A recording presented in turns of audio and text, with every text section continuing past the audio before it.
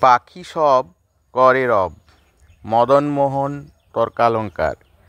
পাখি সব করে রব, রাতি পোহাইল, কাননে কুসুম কলি সকলই ফুটিল। রাখাল গরুর পাল লয়ে যায় মাঠে, শিশুগণ দেয় মন নিজ নিজ পাঠে। ফুটিল মালতী ফুল, সৌরভ ছুটিল, পরিমল লোভে অলি আসিয়া জুটিল।